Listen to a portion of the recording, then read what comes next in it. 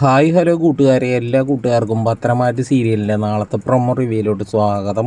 പത്രമാറ്റ് സീരിയലിനെ ഇഷ്ടപ്പെടുന്ന കൂട്ടുകാർ promo review ഒന്ന് ലൈക്ക് അടിച്ചും സബ്സ്ക്രൈബും ചെയ്ത് സപ്പോർട്ട് ചെയ്തിട്ട് കാണണേ.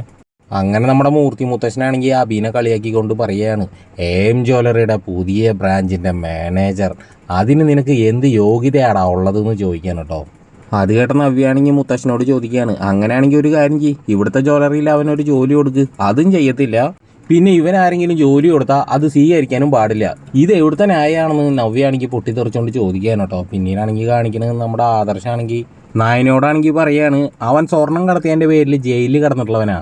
അങ്ങനെയുള്ള ഒരുത്തനെ വിശ്വസിച്ച് ആരെങ്കിലും ഉത്തരവാദിത്തപ്പെട്ട ജോലി കൊടുക്കാൻ തയ്യാറാവുമോ? അങ്ങനെ നോക്കുമ്പോൾ അതെല്ലാം മറന്ന് അവനെ ഒരു പൊസിഷനിൽ പിടിച്ചിരുത്തുകയാണെങ്കിൽ നമ്മൾ ചിന്തിക്കുന്നതിനും അപ്പുറം ഇതിൻ്റെ പിന്നിൽ മറ്റെന്തോ നടക്കുന്നുണ്ടെന്ന് വേണം കരുതാമെന്ന് ആദർശാണെങ്കിൽ നയനയോട് പറയുകയാണ്. പിന്നീടാണെങ്കിൽ നമ്മുടെ കനകയാണെങ്കിൽ അബിക്ക് വിളിച്ചിട്ട് ചോദിക്കുകയാണ്, നീ എന്താ എം ജ്വല്ലറിയുടെ മാനേജർ ആവാൻ വേണ്ടി പോവുകയാണോ? അപ്പോഴാണെങ്കിൽ അബി പറയാണ്, അങ്ങനെ ഒരു ഓഫർ കിട്ടി. അങ്ങനെ ഒരു ഓഫർ കിട്ടിയെങ്കിലേ ആ ഓഫർ കിട്ടിയ കടലാസ് വലിച്ചു കീറി ദൂരെ കളഞ്ഞേക്ക്. ഒരു കാരണവശാലും നീ ആ ജോലിക്ക് പോകാൻ പാടില്ല എന്ന് പറയാനോട്ടോ അബിയോട്. അത് കേൾക്കുമ്പോഴാണെങ്കിൽ അബി ആകെ മൊത്തം ഞെട്ടിയിട്ട് ഇങ്ങനെ നിൽക്കാനോട്ടോ സുഹൃത്തുക്കളെ. അപ്പോൾ എല്ലാവർക്കും ഈ ഒരു കൊച്ചു പ്രൊമോ റിവ്യൂ ഇഷ്ടമായിട്ടുണ്ടെങ്കിൽ ഒന്ന് ലൈക്ക് അടിച്ചും സബ്സ്ക്രൈബും ചെയ്ത് സപ്പോർട്ട് ചെയ്തതിനും കൂടി പോണേ.